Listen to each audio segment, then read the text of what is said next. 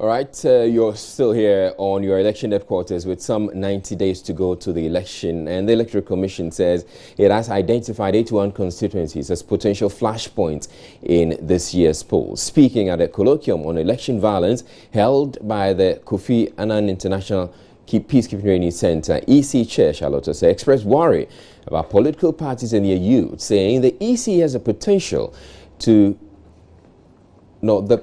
those political party youth groups have the potential of destroying the peace of the country. Joy News' Joseph Akable has more in this report. The colloquium formed part of activities by the center to ensure that this year's elections is peaceful. It offered civil society groups, the Peace Council and politicians an opportunity to contribute ideas on how to prevent possible violence. Speaking at the event, EC Chair Charlotte Osei called on political parties to join the fight to ensure that this year's election is peaceful. For this year's elections, the Electoral Commission has designated 81 out of the 275 constituencies as flashpoints, or places where there is a potential for election-related violence. At this point, we believe that we require concerted effort by all political actors, by state institutions, by the media, by the security agencies, all of us working together towards a more civilized political culture and to ensure peaceful elections in Ghana. Earlier in the year, when we conducted a limited voter registration exercise, there were over 24 incidents of violence resulting in injuries and destruction of registration equipment and materials belonging to the Electoral Commission. Just last month, an office of the Electoral Commission was set on fire in a suspected case of arson, following a dispute between political parties during the continuous voter registration exercise. We have a high number of pinpricks in our nation, judging from the situation of our youth unemployment, issues of religious radicalism in the sub-region,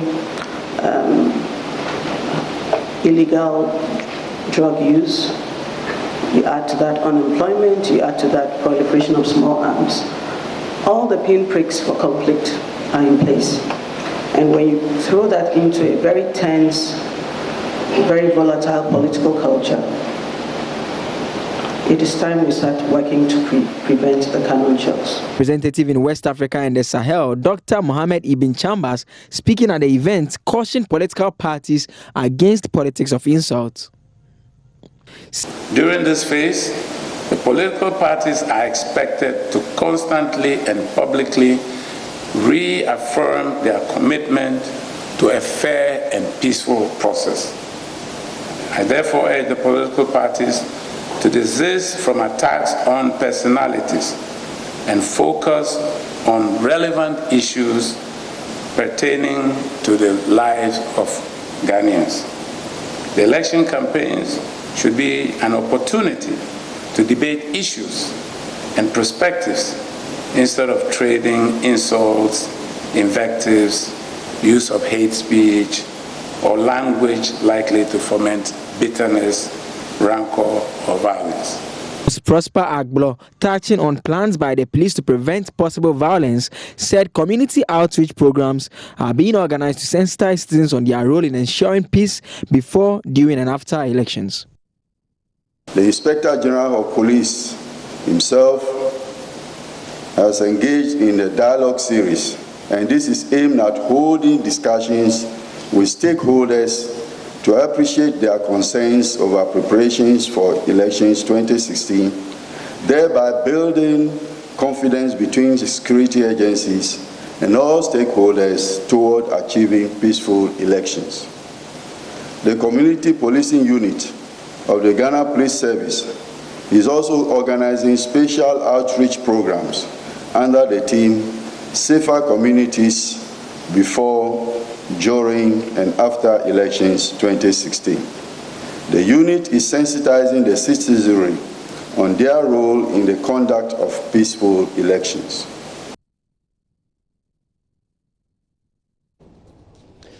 The Executive Secretary of the Small Arms Commission, Jones Hapler, has meanwhile revealed that his office is doing well to get unlicensed arms off the society to avoid election violence. He have explained, though they do not have any evidence of political parties trying to engage in election violence, its outreach has received complaints from political parties that individuals and groups are willing to support the parties in any political violence with their own arms. He made these revelations on the port earlier with Francis Hammond.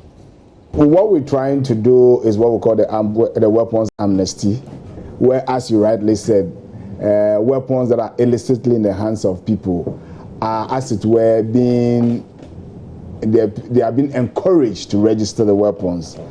When the amnesty was announced on 22nd August, a lot of people felt that it was a weapon buyback, but it's not a weapon buyback, it's not a weapon collection. It is just to afford law-abiding citizens the opportunity to register their weapons. And so as I speak with you, 2 weeks into the exercise, I think we recorded close to 900 weapons. 900. It is encouraging.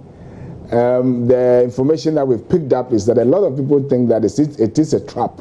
The government is trying to trap to know people who have the weapons. And so a lot of people are holding back. As we sit here, one of the challenges that me and you need to cement is how we can ensure that people will know that what government has done is really genuine, is a proper olive branch that they've extended to people to bring out their weapons for them to be known. Why are we doing that? We are doing that because when people's weapons are registered, they don't normally abuse their weapons. And when their weapons get stolen, either through armed robbery, attack, or whatever, they report their weapons. So their weapons don't join illicit bandwagon. Political parties providing weapons for youth groups to foment trouble is not something we can say. What we can say, which the political parties told us in a meeting we had with them in Dodua, is that they know that there are various groups within our regions that have these weapons, that are offering these services, that are prepared to offer to the politicians just like any clientele. Which they've done in the past? No, they haven't. But this same group, they offer it to chiefs, they offer to anybody who wants to, for contract. We have not seen that in our politics. But I believe you and I, there have been a lot of journalists who have been killed in Ashanti region, etc. That clearly shows that there are people who have weapons. That if you want their services, you pay them, you will get it. Okay. What we can say, sitting here, particularly based upon the evidence in 2012, is whether proliferation can mar our elections. What is dangerous for us as a city, if you ask me, is rather the language in our media. Okay. In another development, the Ashanti regional organizer of the New Patriotic Party is predicting a landslide for the party in the upcoming elections. The prediction comes 2 days after acting national chairman Freddie Blake told journalists in Kumasi the party will sweep over 60% of the vote in the December presidential elections. According to the regional organizer Stephen Amoa, the electorate will overwhelmingly endorse the NPP because the ruling NDC has failed to address their social and infrastructural needs. He spoke with Joy News' Kwesi Debra in Kumasi.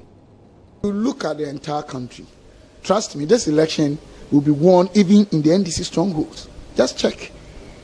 Now the rural areas, places that used to be NDC's World Bank and rural banks and stuff like that, you see what is happening glaringly, publicly. I mean, let me give you one example. These are social ones. I'll give you a few scientific examples. Places like Volta region. Our brothers from Volta region, they are not outspoken, they are not loud. I wouldn't say outspoken like we, the Akans. Tell me any regime that different youth groups, queens, chiefs, different times, publicly coming out, chastising and complaining and speaking against a government or a regime. Just this. People who are in a way inhibited when it comes to what actually worries them. They only go and act. This time it's never okay. Look at northern regions. Everybody is tired of what is. Do you know the number of NDC ministers, NDC MPs? I bet you even Rollins will not vote for Mahama. Trust me, if you go and pin his card, he will not vote his ballot. Is your argument based on the failures of the NDC, or you have certain plans or policies to drive this target? What I believe is going to help us achieve our target, as you ask, is also the way scientifically we are approaching things. Election is not just about voting, especially or particularly in Africa. We've had historical records, examples that are giving us pieces of probably information or advice that is making us reposition ourselves. There are a lot of things that went wrong 2012. We've learned our lessons from that. We are putting measures in place in terms of structure, in terms of operations, in terms of all other factors that, or matrix of factors that we need to ensure that our figures that were twisted, the mandate that was twisted, and the games that were played by our opponents will not be repeated.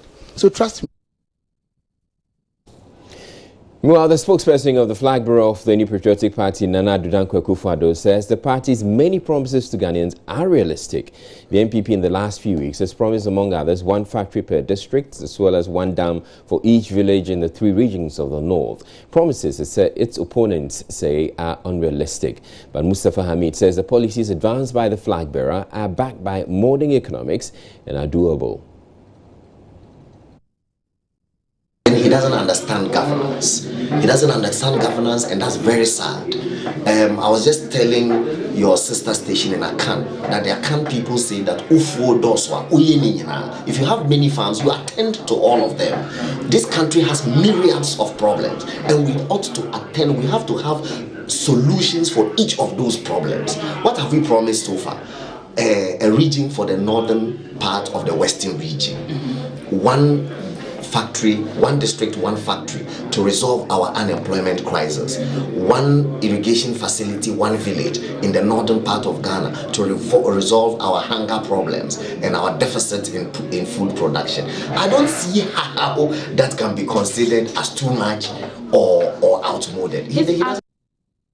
Meanwhile, Obuasi West Member of Parliament Kweku Kwarteng has laughed off President John Mahama's pledge to give a meter to each household in Ebra and the central region.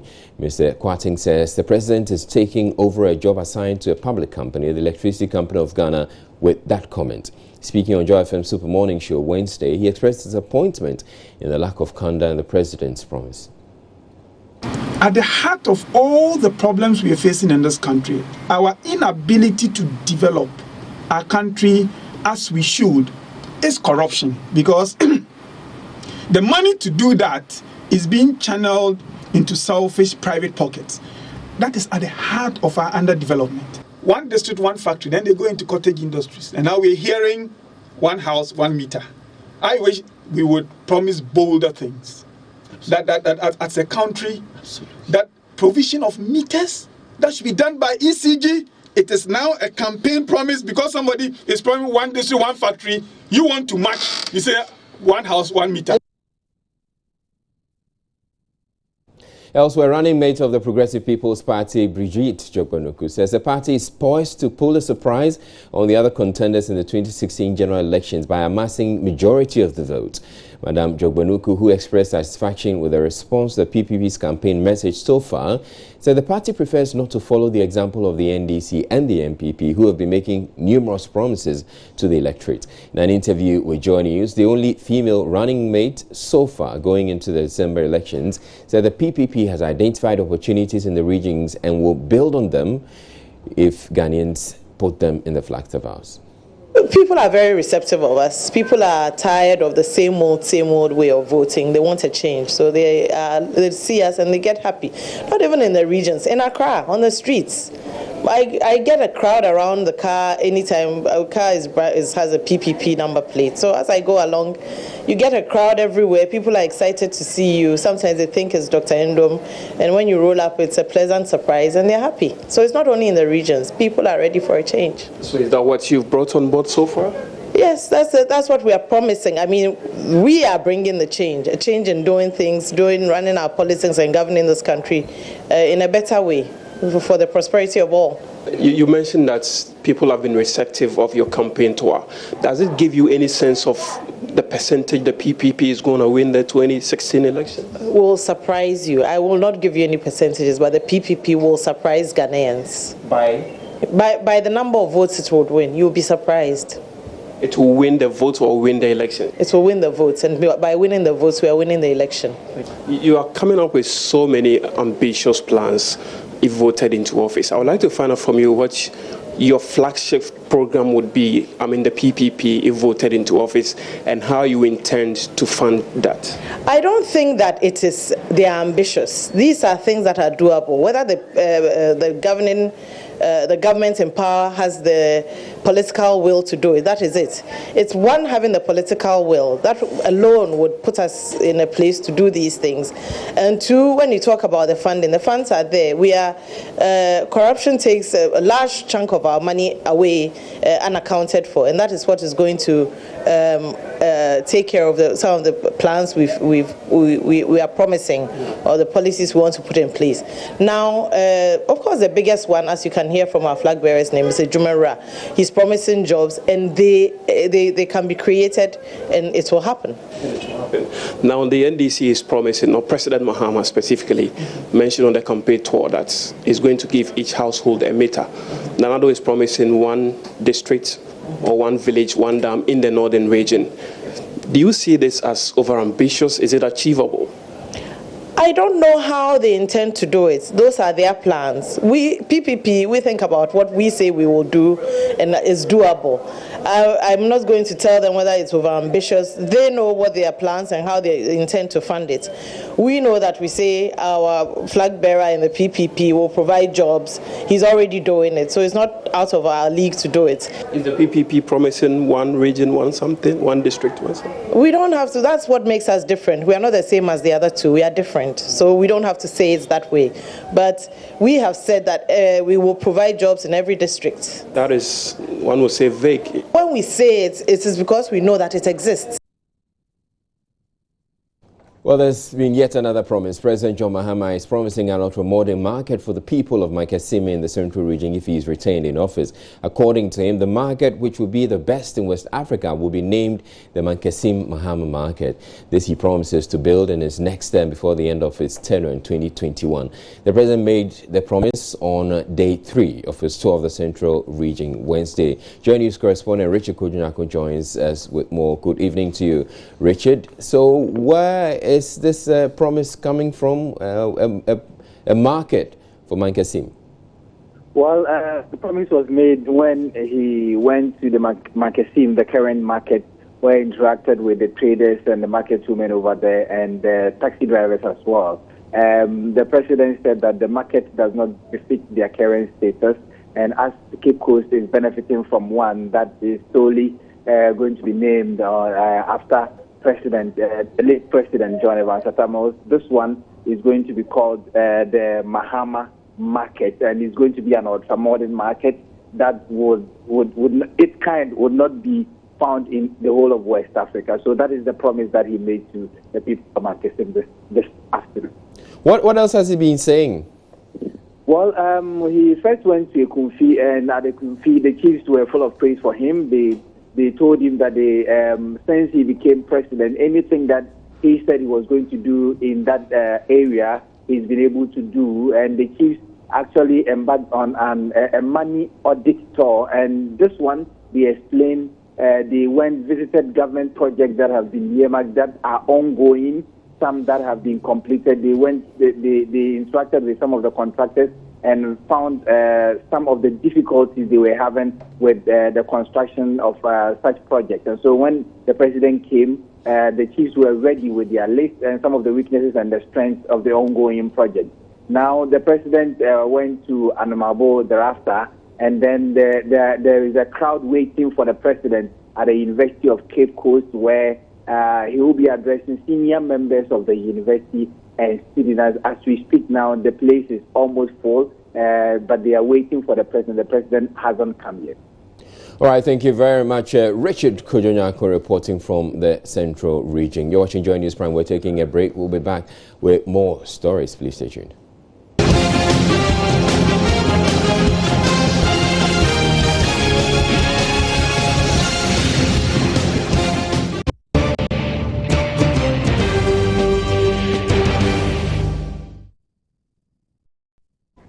Welcome back to Joy News Prime. The power compact between the government of Ghana and the Millennium Challenge Corporation of the U.S. has entered into force.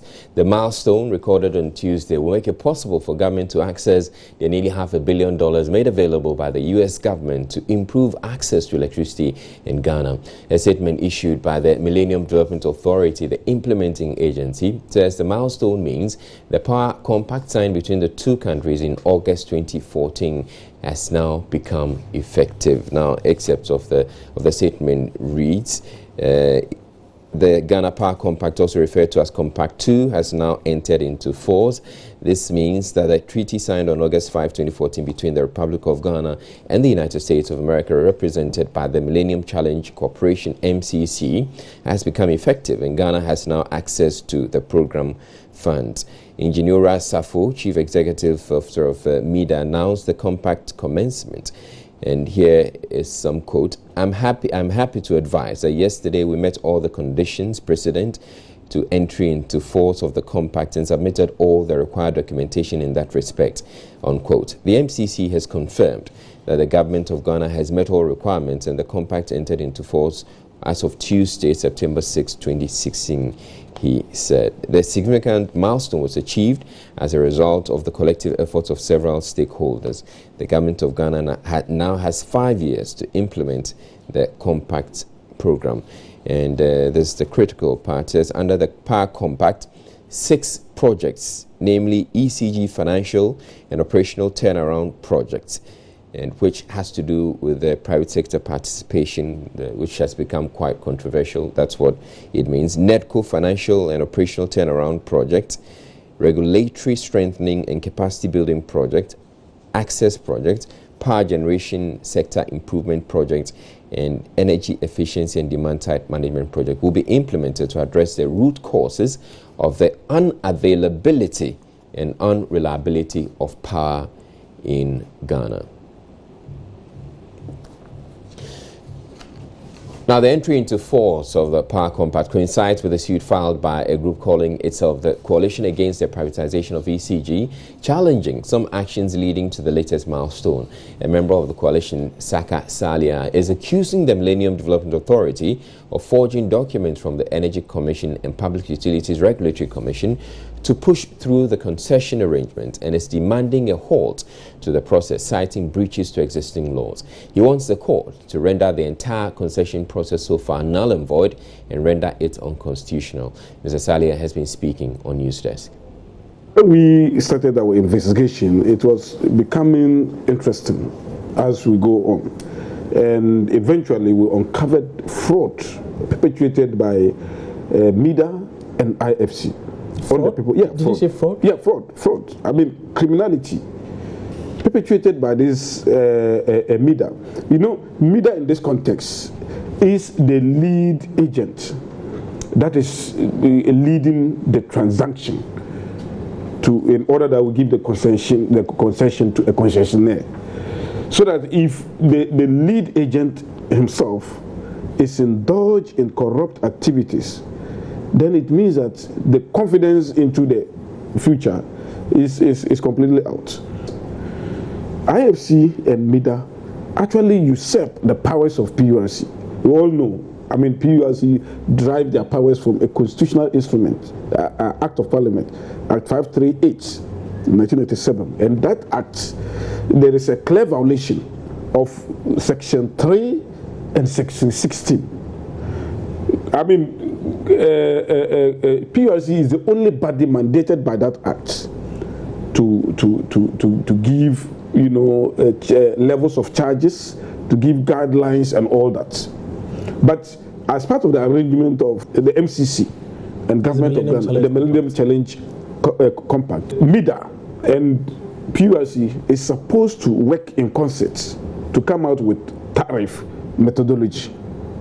Now, MIDA as well as IFC went alone, because the reason why they said they should come together, because in order not to compromise the independence of PURC. But they went alone and went and drafted their own tariff methodology, Salia, which is an exclusive right to PURC, because they are the only body mandated to do so. But these people have come in and they have gone to, impersonate PURC. They have done something and then they turn around and say that it is PURC that had done it. To the chagrin of all, even to the PURC themselves, they are surprised that something they have no knowledge about has been attributed to them. And the PURC told you this? There is a document to that effect. That they were unaware of the activities of seeking to paint and not only that, exactly. PURC have written a letter to that effect. Not only that, they've impersonated Energy Commission too. Energy Commission is a body mandated to give licenses. We have even informed the PURC that your powers has been usurped. Your Energy Commission, your logo has been stolen by somebody. And this document, we want you to respond to us, whether you are aware of it or not. Have they responded to you? They have not responded to us. It could probably mean you are on a totally wrong path, a totally different path. They probably see no merit in the issues. That is the reason why they have to go to court and answer questions. You're watching Joy News Prime. We're taking a break for now to bring you business. Please stay tuned.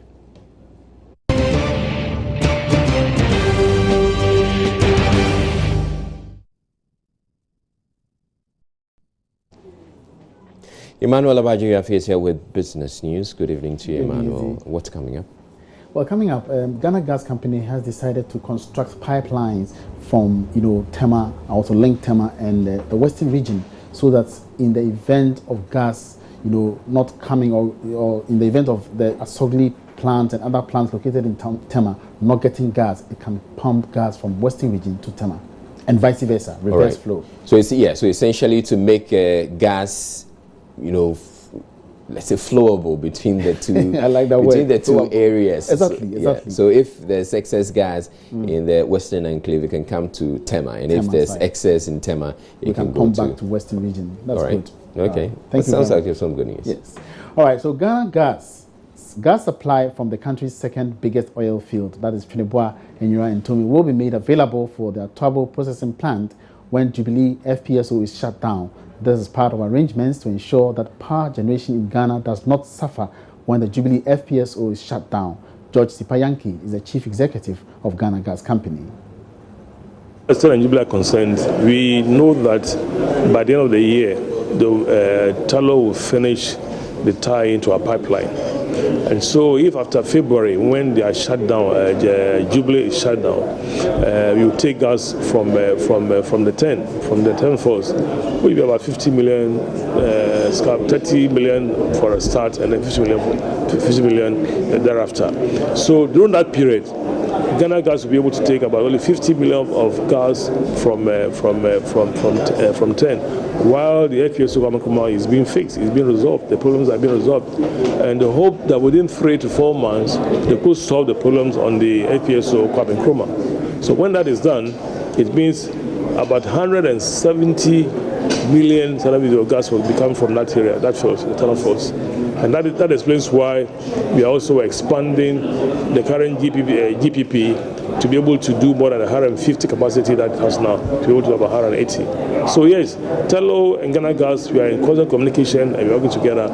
And so we are getting ourselves ready to receive gas from 10 when FPSO Kwame Nkrumah shut down for repairs. There's a plan B, which is the amount of gas coming from 10. And luckily for us, the flow from 10 will be more stable, more consistent, and not be as interrupted as that of Jubilee, because it's more of they come from the gas fields more or less. And also the FPSO that have been built, the FPSO at North, I think took into account a lot of the defects that FPSO had. So the constant interruption of gas supply that you've experienced with the Kwame Nkrumah, FPSO Kwame Nkrumah, will not be the same as the one with the Kwame Nkrumah. I think going into 2018, one can say that we will be reasonably secured as an energy country if you take into account the 180 million standard cubic meters of gas coming from some of our fields. And take into account. In a related development, CEO of Ghana Gas, George Yankee, is confident challenges with regular power supply in the country will be over once it completes work on new pipelines to transport gas from Atuabo to Tema, with a reverse flow from Tema to the western region when it becomes necessary. Dr. Yankee was speaking to Joy Business after signing a signing ceremony that will kickstart the construction of pipelines from the western region to Tema. The whole project is expected to cost some $500 million. We will be reasonably secured as an energy country if you take into account the 180 million standard cubic meters of gas coming from Sangoba fields, and they take into account the 170 also coming from Jubilee. I mean, we are going to end up with about close to 400 million scf of gas per day, and that is able to give us, using the combined cycle facilities, that should be able to give us about 800 megawatts of power.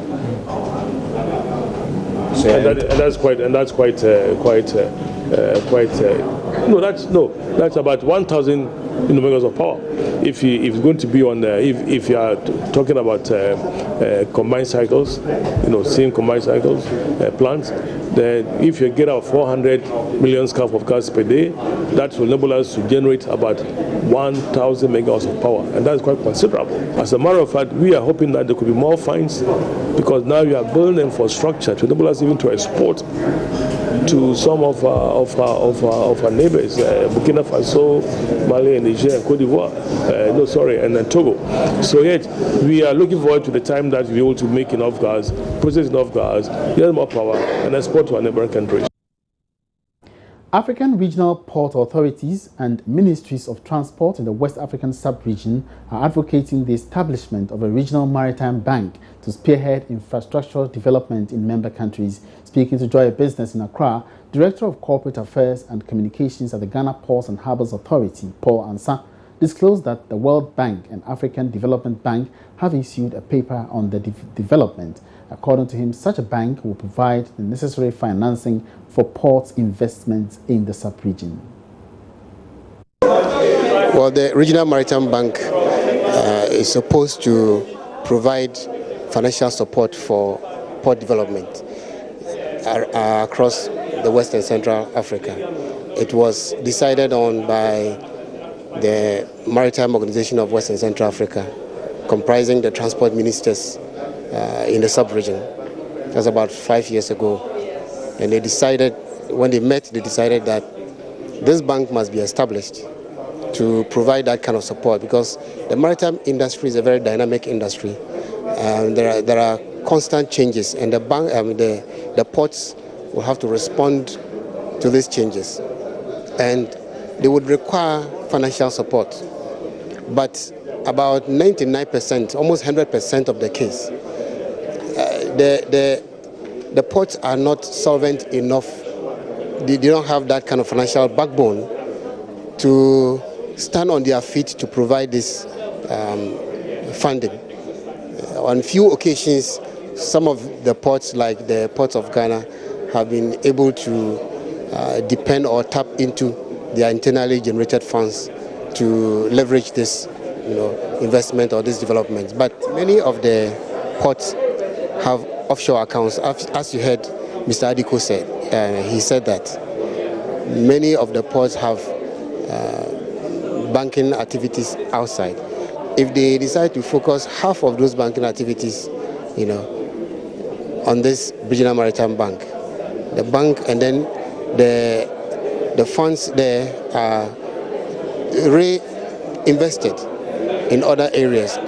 Mr. Adiko said the World Bank has prepared a paper on it. The African Development Bank has prepared a paper on it. This Regional Maritime Bank will be able to have the financial muscle to leverage development of our ports. Olam Ghana has exceeded its targeted market share for the year 2015 by 10%. This, according to the Ghana Cocoa Board, makes it the third largest cocoa buying company and trading company in the country out of over 70 licensed buying companies. The company procured 42,000 tons of cocoa during the last financial year. It is expected to procure more than 90,000 tons of cocoa beans from about 58 growing communities in the country by the end of this year. Speaking at the closing ceremony of this year's Managers Conference in Accra, Head of Business Eric Asari Butwi said he attributed the feat to its recent transformational policies. Olam last year, when we take the financial year of January to December, delivered 42,000 tons of cocoa. If we take the cocoa board calendar, almost about 62,000 tons of cocoa was delivered. We delivered this with 58 districts among the 75 districts of Ghana Cocoa Board. At that time, our market share was about 6.5%. I remember the chairman for that occasion was Nana Aduse Piasan of Tafo. Nana, in his remarks, indicated to us that he would wish that we'll be able to cross at least 10%. Today, as we stand here, we are proud to say that our market share in the Ghana cocoa industry is almost about 13%. We have almost crossed 90,000 tons, and we have delivered all these beans within the regulations and confines that Cocoa Board has set out for us. Ghana cocoa is an average of about 850,000 tons, so everyone will say that it's a dedicated crop. So from when you wake up in the morning, you know that at the end of the year, an average of 800 to 850,000 tons will be delivered. But as a country, we also had the challenge of not being able to provide that dedicated juicers to be able to take care of the crop. I don't want us to gloss over, because in the last 2 to 3 years, that thing has vanished. And it all goes to the credit of better planning at Ghana Cocoa Board. And that's all in business for now. Thank you very much for watching. My name is Emmanuel Apuaji Wiafe. There's more news coming up. Don't go away.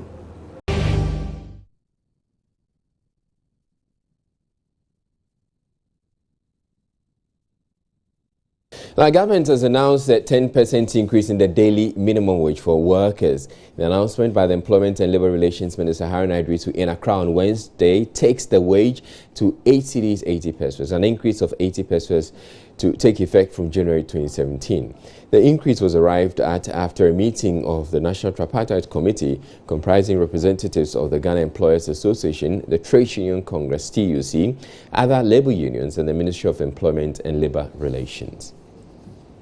It comprises the Ghana Employers Association and organized labor led by the TUC and the Secretary General, with the Ghana Federation of Labor, supported technically by the Compensation Department of the Ministry of Finance and the Fair Wages and Salaries Commission and the Ghana Statistical Service, have over the period been negotiating on the 2017 National Daily Minimum Wage.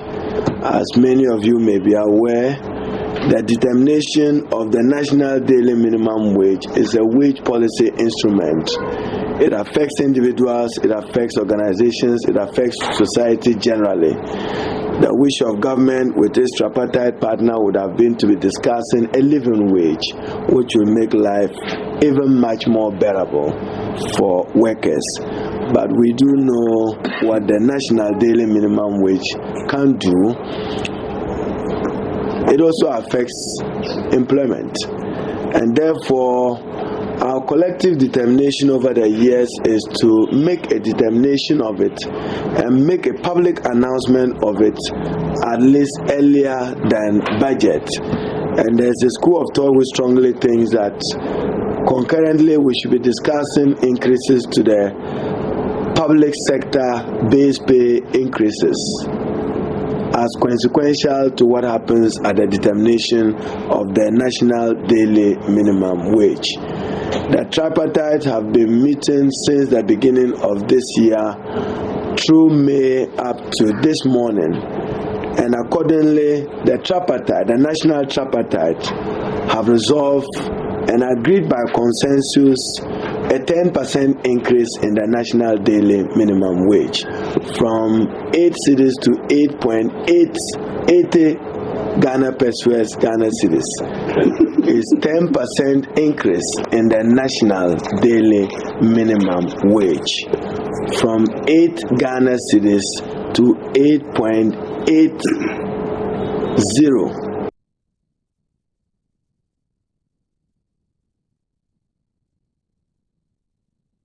Well, the Ghana Employers Association does not appear ready to implement the new wage. Chief Executive Officer Alex Frimpong explains. The minimum wage fixing play two different roles. One, it is a rate below which no employer employing labor in Ghana should not pay. Second, once the percentage is given, it triggers a situation where many enterprise-based negotiations want to look at the percentage agreed at the minimum wage as a basis for negotiating the agreements with the various unions. We have time and again said that should not be the case, but invariably that is what is going on. So, for instance, 10% of 8 cedis is 80 pesos. The 10% of maybe 2,000 will be 200 cedis. So, looking at percentages, you may think that is small, but if you look at the base for the various enterprises, you realize that the situation is quite different. Be fair, Mr. Frimpong, do your members pay the minimum wage? The Ghana Employers Association, in negotiating with government and organized labor for a minimum wage, has to take into account all sizes and different shades of employers, especially the informal sector. Many of them cannot even pay the 8 cedis we are talking about. Of course, you know that many of them can even pay 40 or 50 cedis a day. But a large majority go through a lot of challenges in paying even the current rate of 8 cedis. That is why in the minister's intervention, he indicated that there is the need for them to really upscale their factory inspectorate visits to ensure compliance and enforcement of the minimum wage that has been fixed. It is a major problem not only for the formal businesses, but for a large majority of businesses in the informal economy who employ close to 80 to 90% of labor in the country. Poverty among women in northern Ghana remains a serious challenge despite efforts by government and non-governmental organizations to economically empower them. It has been found that even when women are supported to start their own economic activities, they still find it difficult to break even. To tackle this problem, the Center for Indigenous Knowledge and Organizational Development has been training women in the Upper East and Upper West regions on how to package their products to attract customers. Albert Sore has more. Women are the worst affected by poverty in Ghana's poorest regions, that is the Upper East and Upper West regions. Many of the women in these regions are engaged mainly in agriculture and craft making as income-generating activities. The Center for Indigenous Knowledge and Organizational Development through the Empower Project has for the last 2 years been supporting these women to improve their skill and enhance their living conditions. In the Upper East region, the Empower Project has given training to women in straw basket weaving and pottery, whilst those in Upper West have received soya bean cultivation and soap making training. Even though the economic situations of these women and their families have now significantly improved, the lack of proper marketing strategy on their part has become a hindrance to the continued success of their businesses. The training is focused on indigenous development marketing because these are people who are already doing marketing at their own level. So what the training set to do was to identify the markets they engage in, both internal markets and external markets, and then how difficult it is for them to have access to these markets. And then also sometimes the little things, as we discussed yesterday with them, we said marketing starts with production. So as soon as they start producing, they should do quality control at each level to make sure that the products they are coming out will be good. Beneficiaries of the program came together to share ideas to enhance their skill whilst paying learning visits to other centers. Some of the women shared how the training has transformed their lives. There have been a lot of stories. We have given experiences, real life situations of how certain things you can market your goods. They say the customer relations, you have to be somebody who can speak well. You should not be harsh to your customers. We came here, we improved by knowing how market is and we know how the market is, the identification of marketing and the segmentation of it. And then we know how to put our things in order.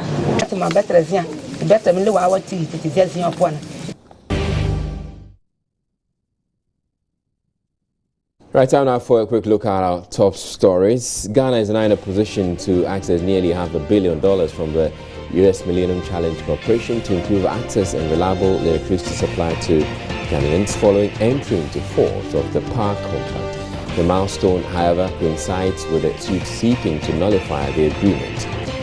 Government has announced an 80 peso increase in the daily minimum wage effective January next year, but the Ghana Employers Association says its ability to pay has been hampered by the current economic situation prevailing in the country. President Mahama on his campaign tour of the Central Region has promised an automobile market for Mankasim.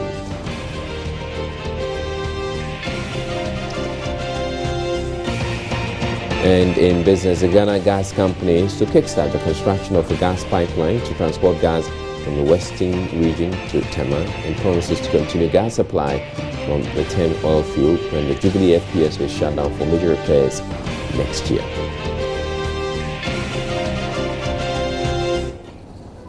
Now, Deputy Minister of Education Alex Chireme has warned heads of schools to stop solving the problems in the media and rather explore options at the management level.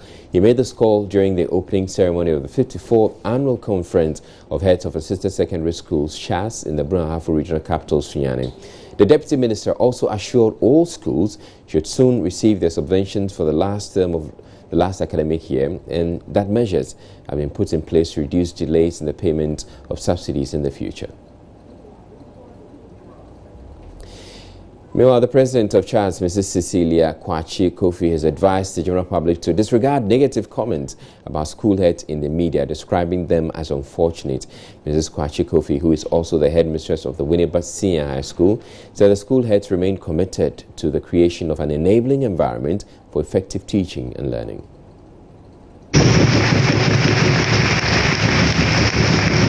You should be treated with the contempt that is deserved. We wish to put on record that we are committed to the creation of a conducive environment that allows for effective teaching and learning by outside to prepare them for global citizenship. What is important, therefore, is the way forward. The key issue is how do we address the issue of sustainability of funding senior high schools without interfering with normal academic and without stress to the headers. At this point, we would like to appreciate or acknowledge authorities for releasing 2 tranches out of the 3 sets of absorbed fees for 2015-2016 academic year. We are hopeful that the final subsidy shall be released as soon as practicable since school reopens tomorrow. School reopens tomorrow, then it comes back to 2 tranches. We are also aware that efforts are being made to make the needed adjustment in feeding fees. And this morning, DJ whispered to me that he has some good news for all of us. I wish you give him a big hand before he gives us the good news. Issues about feeding is very clear to the hearts of the students. Now, motorbike accidents claimed 15 lives in Techiman between January and June this year. Though the number of reported accidents between January and June 2016 is on the decrease compared to that of last year, the number of people killed through motorbike accidents has doubled within the same period this year compared to 2015. And Asabit has been looking at the accident statistics and reports. Through motor accidents as a whole. And then this year we had 22, which is a decrease. But when we look at deaths as a result of the use of motorbikes, last year we registered 8. We registered 8 in the first half. This year we registered 15. And I must say that it's worrying because 15 is on the high side. Last year, the whole of the year from January 1st to 31st December, we registered 13 deaths as a result of motorbike accidents. But this year, first half, we registered more than the record of 2015. And so it's worrying. Actually, if we want to take the records against some years past, some will say it's okay. But as an institution, we always try to work with a target. And at the end of December 2015, we were targeting that as the number dropped from 21 to 15 to 13, we would work as hard as possible to bring it down to 7. But unfortunately, first half, we are somewhere 15. And the record shows that car accidents and fatalities are rather on the decrease. That is, car fatalities are rather on the decrease. This year is 7 people that died as a result of cars or truck accidents. But motorbikes alone killed 15 in our area here. And for me, it brings to fore the use of the machine, the ignorance that goes with the usage of the machine. And that is why we try to sensitize our people, let them move in and then acquire their licenses, let them also try and get their insurance roadworthy intact, so that even where the unforeseen happens, they will get the necessary benefits that goes with it. Some traders at the Mokola market here in Accra are refusing to move away from a construction site where a colleague of theirs died in an accident in May this year. The trader died after part of the scaffold under which she was trading fell on her neck. Mobile phone video footage of the gory accident showed other traders at the scene wailing uncontrollably. Joy News' Maxwell Agbagba visited the project site 3 months after the tragedy and reports the accident apparently did little to ward off the traders from the danger zone.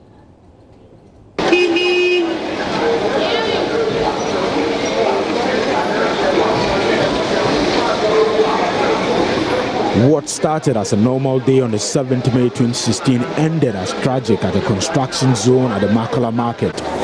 One of the traders selling under the yet to be completed Makola shopping mall died on the spot when a huge metal being carried by some of the construction workers to one of the floors slipped and fell on her. That would be the last time her friends would see her at the market. It's a construction zone, but it's not spared the hustle and bustle of the city life. It is brisk business going on here as usual, from the sale of tomatoes, okra, rice, name it. Everything is on sale here. Akwele, a single mother of 2, used to sell at this market, but one day disaster struck from this construction zone. We are here to meet her friend Kali, who sells at this market. She will tell us exactly how it turned out.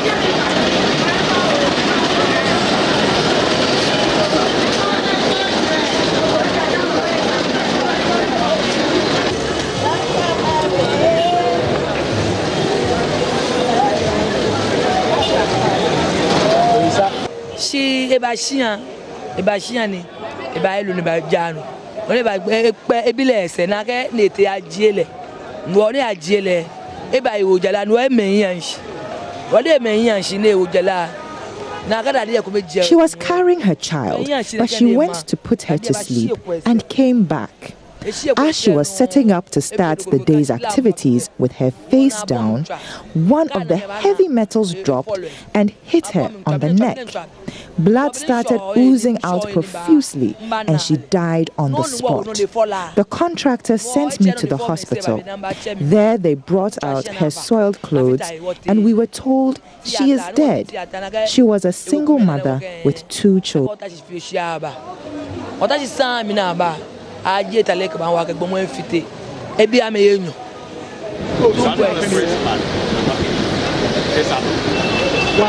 That unfortunate incident sent chills down the spine of the sellers around. But that fear had faded and the traders are back selling right under the metallic scaffolds. The competition for this dangerous space is scary as the traders ignore all the warning signs to keep off. Not even the human skull and crossbone signs would deter them. If death could not scare these traders, what would stop them? Security officers hired by the Zhongmei Engineering Group Limited and AAMA say they have tried to get the traders to move from the construction zone. That, however, has been an exercise in futility. George Kokubache is a supervisor of the Zhongmei Engineering Group Limited, contractors of the Makola shopping mall. We employ the security from the MMC property management, and then the AMA too is attached, but they try their best. What they can do is what you are seeing now. AMA is here always with the CID, the security company who is guarding the MMC mall. They are always here, with including our internal security, but we can't do nothing about it. We can't do anything. But we are still on it. We know how to go on. Despite of the horrifying incidents that happen here, these women are still determined to make business. It is risky here. For Joy News, Maxwell Agbagba. Up next, we bring you entertainment.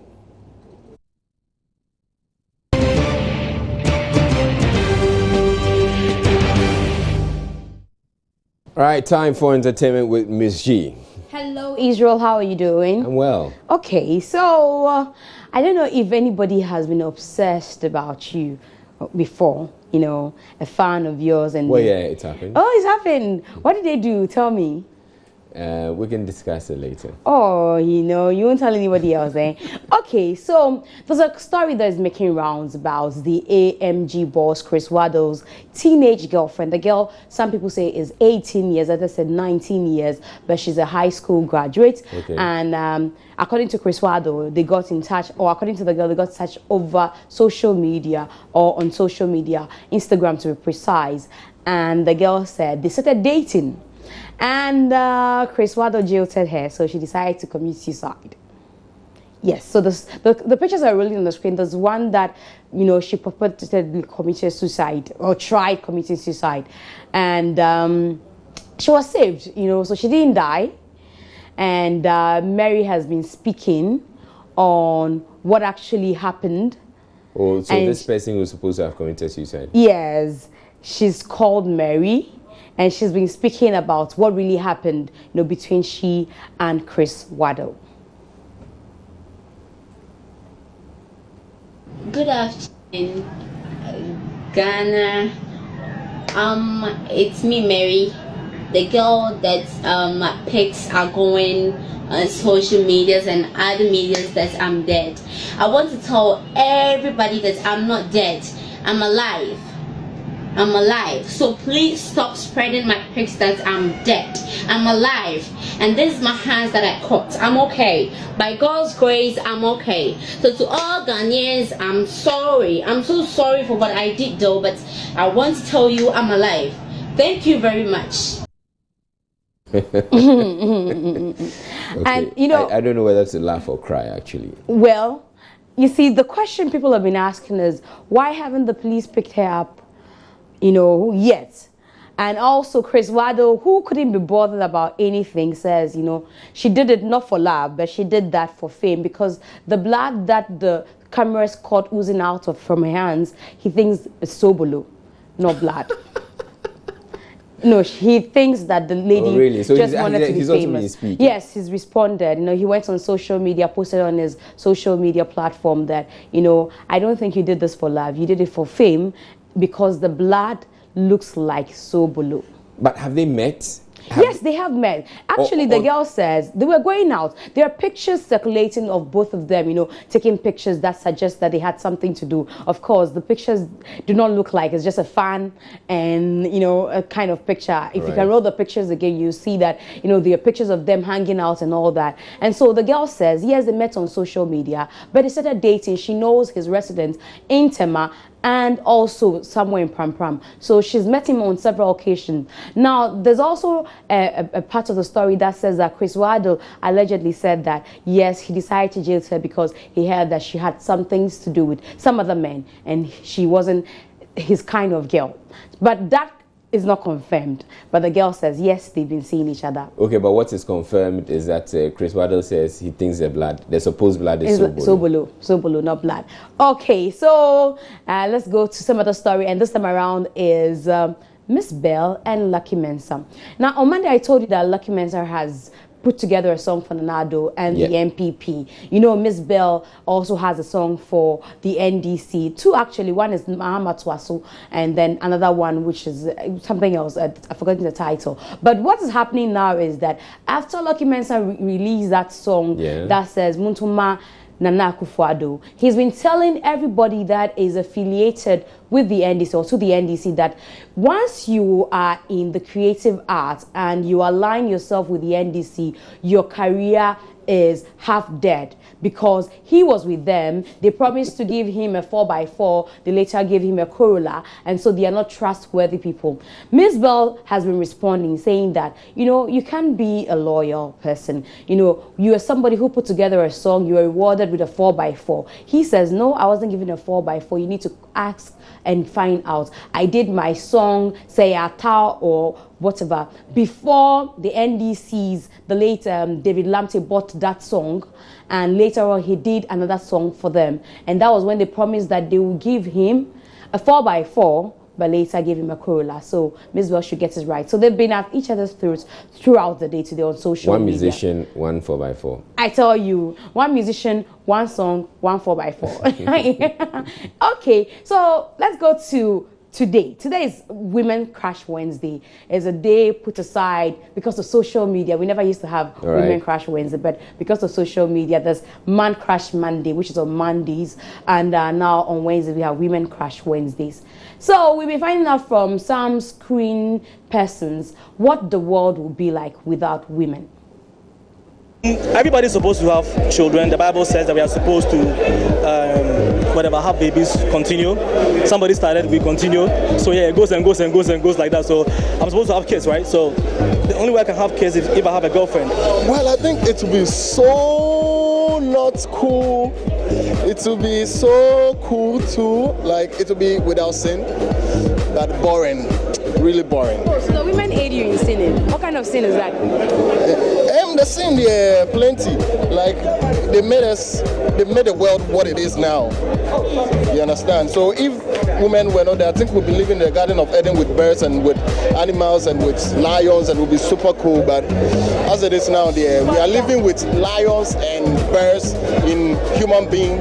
The world is gonna be so boring without women, because women actually makes the world happen. Hey, how? When you're stressed up, obviously you can exercise and be fine. So you need to, relax. There's the kind of relax that I'm talking about. So obviously we need women. It will be a horrible place without women. We live on women. We live for women. Everything we do for women. That's the truth. So you're making money for a woman? I'm making money for a woman. Yeah, my daughter. Women are sweet. They are amazing. They are great company. But they can be very, very. Can men live without women?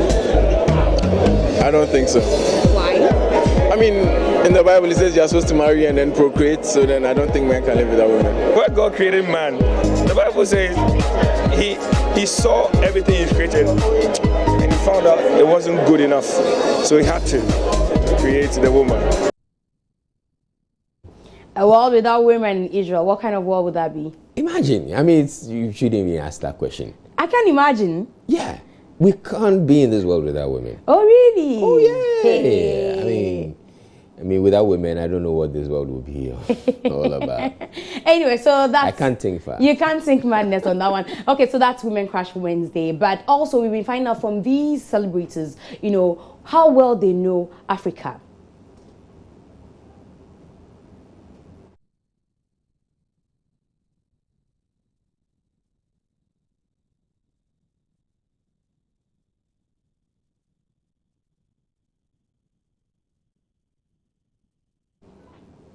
Okay, so we'll get back to that story. But also in Nigeria, comedian Basket Mouth. Yeah. This dawn, for 2 hours, his whole family were held, to hostage by some robbers who, oh, wow. Yes, who robbed them at gunpoint at their Lekki residence. And, you know, it's been terrible. They took everything, including their CCTV camera, which will detect who these robbers were. They took everything they had. You know, his fellow comedian, Bovi, has been putting the news out there that... But they're safe. They're safe.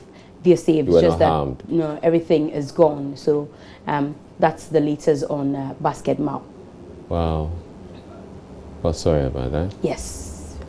A video of local with swear words cursing every politician who has done something to deepen the woes of Ghana, including those corrupt, those who seek medical attention abroad, and even those who did something wrong to hurt Ghana but are dead. Here I said. Don't kill for power. Yata now retire. Jam boy, your supporter, or join the shock empire. Zawa plan the word this year, Bosumokun. Zada Dahen, I get power, Bosumokun. A Koshi campaign message, which I lie, Mukun. Evil do when you pop on a Bosum, Mr. Mukun. On no other cake, Bukrada to pay, Ghana Bosumie, Muntu to Wambre, what's in a year brave? Who could do it, and Nama Bosum, Koshan Waka, wicked leaders, Wama, and the graduates were doing ye. That officer of Ghana, Burmukun, will be already Ghana secrets, Nana Mukun. Oda Oyentaman, I am Muntun, leader of Cabrochakos and Hoyal, I am Mukun. I say, Yasu pity, Yisika will Busili. Oh, I'm a Ghana, no banner, then what a pity. May when they get the phone up, Pina, a wicked. Okay, so I'm sure we would have many more of these, you know, videos and stories, you know, bashing politicians, talking about, you know, what they've done right, what they haven't done. It's quite weird. I feel uneasy about it, actually. Locals. I won't be surprised if this video is trending by tomorrow. Anyway, so that's it for entertainment, and I'll be back tomorrow with that story that didn't air today. Okay, sure. So we'll be looking forward to that. But thank you very much, Ms. Chi, for bringing us entertainment. Up next, we have Gary Alsmith with the sports.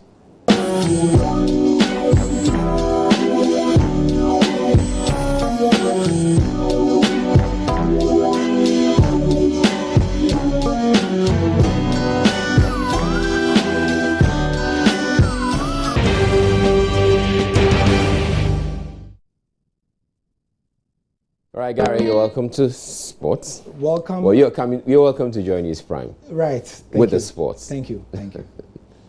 What's coming up? You the fans. Yeah, we the fans. Yeah, Heart of Oak. Oh, apparently, I don't know if you were part of that petition. No, I wasn't. Yeah, you were not happy, or you are not happy about the fact that the board take decisions without your consent. Yeah, well, yeah, but if we are not organized, that's what tends and you don't even pay anything. You know, there's a standing joke about Hearts fans, Kotoko fans are known, and sorry, Hearts fans, I mean, this is just a myth, apparently. Right. Kotoko fans can put their money where their mouths. Whatever they call it. But they can put their money where their mouth is. But for Kotoko Hearts fans, no. They go and stand at the stadium and say, Ufana Miami. Let me enter the stadium for free, you know. And I've heard another joke involving one club chairman, and you know. No. But I'm not going to say that. No, not that one. All right, you bring us the sports. Right, thank you. And we are doing the sport now. We'll touch on the Manchester Derby as well as some other stories. I'm Gary Alsmith. Many thanks for your company. And Hearts fans are not happy. They are urging the club's board to consult them when taking major decisions. This follows what has been a tumultuous season in a campaign that was supposed to be plain sailing. Don't forget that Hearts of Oak were leading for a lot of the season, especially at the first hurdle. But now the title challenge is over. I may see from the board the problems because they are taking the final decision. I can see the chairman of the board of directors, that's Togbi Afaize, must put things in order, because anytime that we see that the team is progressing, then they will just bring in something that we the supporters didn't understand. Look at the time of Danka. Danka was doing well, but they say Danka doesn't respect. The same thing goes to this coach. They say he doesn't respect. I don't know where the respect comes from. Because we the supporters, we don't give a damn about respect. What is respect? Our respect is to win our matches. And then we are win our matches. Why is it that he doesn't respect? It's between you and him. We the supporter doesn't care about that. Once we are winning, we are okay, we are satisfied. And when the club is going where we the supporters like, and the supporters own the club. As a mother, I'm calling on the board chairman and the board that we should be having a frequent stakeholders meeting, family meeting, so that this club will go forward. But if you are saying that we will not do that, and it's about the majority and only the board and the strategic committee, I don't think this club can do well. Despite the majority shareholder is pumping money into the club, we all know what he is doing, salaries and other things. It's not an easy job. But what we are telling him as ladies is that we ask him that we have to consult, we have to come together with let the patrons know that they are the patrons of the club. About relieving the Kenichi coach, the way they handled it, he had to resign, and then bringing in this Sergio guy. You would recall, or you are aware, that this coach originally was brought in to coach the junior team, and strangely we found him as a head coach for the senior team. So on what basis, if you engage somebody primarily for a junior coach and suddenly you bring him to the senior coach, it tells you that probably he was not fit to coach the senior team. Preko is having temporary charge of the Heart of Oak team.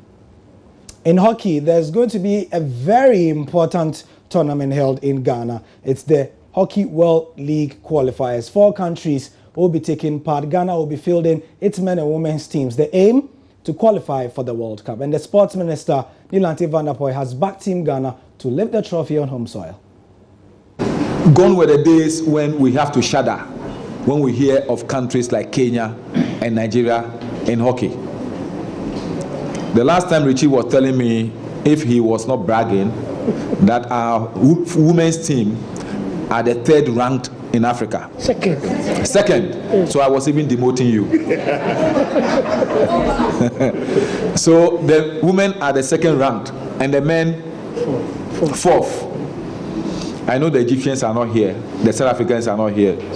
So that means that we have to win the men tournament too. Because the 2 people are not here. They will worry us. They are not here. So we are winning both male and female divisions of this tournament. I will be here. I will be here. And I know majority of you people know that if you don't do well, it's not here. When I meet you in the community, I will give it to you. A lot of them are from my constituency, so they know what I'm talking about. So please, let's do well to give glory to the country, and let's also reciprocate the gesture of our corporate sponsors. They will be much more motivated to come again tomorrow when we achieve what we have told them with their support we would achieve. All right, and my name is Israelite. That's it for the bulletin, but you can go on to myjoyonline.com for more stories. Until we come your way again tomorrow, you have a good night.